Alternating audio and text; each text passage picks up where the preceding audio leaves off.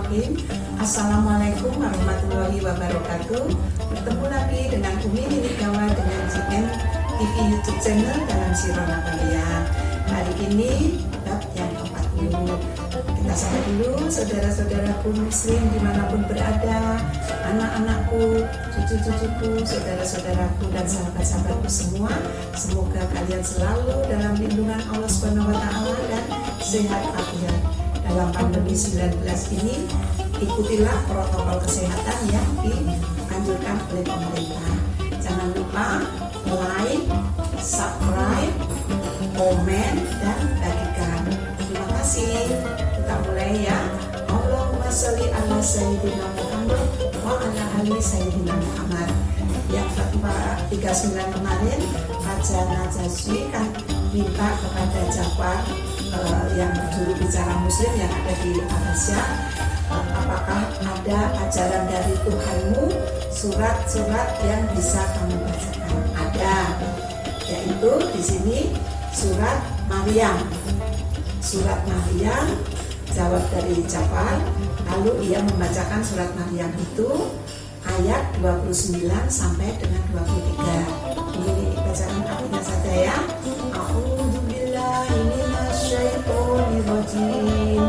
Bismillahirrahmanirrahim. Maka Maryam menunjuk kepada anaknya. Mereka berkata, bagaimana kami akan berbicara dengan anak kecil yang masih di dalam ayunan? Surat Maryam surat 19, yaitu tadi ayat 29. Sekarang ayat 30. Berkata Isa, sesungguhnya aku ini hamba Allah. Dia, Allah, memberikan aku Alkitab, Injil, dan dia, Allah, menjadikan aku seorang nabi. Lanjut surat Maryam ayat 31. Dan dia menjadikan aku seorang yang diberkati di mana saja aku berada, dan dia memerintahkan kepadaku mendirikan sholat dan menunaikan zakat selama aku hidup. Surat Maryam 32. Dan berbaktilah kepada ibuku, dan dia Allah tidak menjadikan aku seorang yang sombong lagi celaka. Surat 33 ayat 33, surat 19 ayat 33, surat Maryam ayat 33. Dan kesejahteraan semoga dilimpahkan kepadaku pada hari aku dilahirkan, pada hari aku meninggal, dan pada hari aku dibangkitkan hidup kembali. Maha benar Allah dengan segala firman-Nya. Ayat-ayat Al-Quran itu membenarkan kitab Injil. Semua pemuka istana itu membenarkan kitab Injil. Semua pemuka istana dibuat terkejut. Mereka berkata, itu kata-kata yang keluar dari sumber yang mengeluarkan kata-kata Isa Al-Masih. Penuh haru, Najasyi membenarkan para pembesar istananya. Kata-kata itu dan yang dibawa oleh Musa keluar dari sumber cahaya yang sama. Najasyi berpaling kepada kedua utusan Quraisy tadi, pergilah kamu, kami tak akan menyerahkan mereka kepada tuan-tuan. Kaum muslim saling berpandangan penuh syukur. Sementara itu Amr bin As dan Abdullah bin Rabi'ah berjalan keluar istana dengan wajah yang murung. Tidak bisa begini, keluh Abdullah. Tidak bisa kita jauh-jauh datang ke sini untuk kemudian pulang dengan tangan hampa dan terhina. Amr bin As yang terkenal lihai dalam bersiasat merenung sejenak. Rasanya aku masih punya siasat lain, katanya. Namun biar kita kembali esok hari saja. Biarkan para pengikut Muhammad itu merasa senang. Besok akan kita kejutkan mereka dengan pertanyaan yang akan kita ajukan kepada Raja Najasyi. Nah, siasat para utusan Quraisy tadi sederhana saja. Besoknya utusan Quraisy tadi kembali kepada Raja Najasyi tadi, yaitu dengan siasat yang sederhana saja. Dia menyampaikan paduka kata mereka kepada Najasyi keesokannya. Sesungguhnya kaum muslimin itu menuduh keji terhadap Isa anak Maryam. Mendengar itu Najasyi terkejut. Dia langsung memanggil Ja'far dan teman-temannya. Benarkah kalian menuduh Isa anak Maryam dengan tuduhan yang jelek? Ja'far kembali menjawab dengan tenang. Tentang dia, pendapat adalah seperti yang dikatakan Nabi kita, Nabi kami.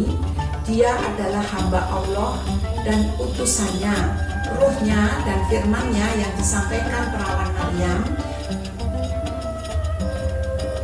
Jadi ini, ruhnya dan firmannya yang disampaikan perawan Maryam. Najasyi turun dari singgasananya dengan mata berbinar gembira. Dia mengambil sebuah tongkat dan membuat garis lurus di atas tanah antara agama tuan-tuan dan agama kami, katanya penuh gembira. Bercampur haru, sebenarnya tidak lebih dari garis itu. Nyata bagi Najasyi bahwa kaum muslimin mengakui Nabi Isa alaihissalam, mengenal adanya Kristen dan menyembah Allah. Kedua utusan Quraisy pun pulang dengan tangan hampa. Tidak ada celah bagi tuduhan atau siasat yang mereka lancarkan. Kenyataan pahit ini akan segera sampai kepada para pemuka Quraisy di Mekah. Setelah itu kaum muslimin tinggal di Habasyah dengan perasaan aman dan tentram. Kaum muslimin yang berhijrah ke Habasyah sempat kembali ke Mekah karena mendengar berita bahwa orang Quraisy sudah tidak terlalu keras memusuhi Rasulullah SAW dan pengikutnya. Namun ketika mengetahui bahwa orang-orang Quraisy malah bersikap semakin keras, mereka kembali berhijrah ke Habasyah lagi. Di Mekah, para pembesar Quraisy, Abu Jahal bin Hisham, Abu Sufyan bin Harb, Abu Lahab, Utbah bin Rabi'ah, Walid bin Mughirah, dan Umayyah bin Khalaf mengundang Rasulullah SAW ke pertemuan mereka. Sejenak hati Rasulullah penuh harapan, mungkin lewat pertemuan hari ini mereka akan tersentuh oleh Islam. Alangkah kecewanya Rasulullah ketika laki-laki yang mereka tawarkan kepadanya adalah soal harta dan kekuasaan dan kedudukan. Beliau diam sejenak lalu berkata, apa yang kalian katakan sama sekali tidak pernah terlintas dalam lubuk hatiku. Aku datang memenuhi ajakan kalian untuk mengadakan perundingan. Tidak ada maksud sama sekali untuk mencari harta dan kekayaan serta kedudukan, tidak pula kemuliaan dan kekuasaan. Allah telah mengutus diriku sebagai utusan bagi kalian semua. Jika kalian mau menerima ajaran-ajaran yang kami bawa, hal itu merupakan keuntungan kalian di dunia dan di akhirat. Jika kalian semua menolak, aku akan bersabar hingga Allah memutuskan persoalan yang terjadi di sini antara kami, antara aku dan kalian. Para pembesar Quraisy pun mengerutkan kening. Laki-laki Muhammad bicara tentang Tuhannya. Salah seorang di antaranya, mereka pun akhirnya bicara. Marilah antara kami dan engkau mengadakan kerjasama dalam persoalan ketuhanan ini. Jika yang kami sembah lebih baik daripada yang kamu sembah, kami akan memperoleh keuntungan darinya. Jika engkau sembah lebih baik daripada yang kami sembah, engkau akan memperoleh keuntungan darinya. Orang itu menarik nafas sejenak lalu melanjutkan lagi, maka engkau harus menyembah Tuhan-Tuhan kami dan menjalankan perintah-perintahnya. Kami akan menyembah Tuhanmu dan menjalankan perintahnya. Rasulullah tidak menunggu, Rasulullah tidak menunggu sejenak pun untuk menanggapi beliau, mengutip sebuah ayat Al-Quran surat Al-Kafirun, yaitu aku tidak akan menyembah apa yang kamu sembah. Surat Al-Kafirun surat 109 ayat 2. Dan kamu bukan penyembah Tuhan yang aku sembah. Surat Al-Kafirun ayat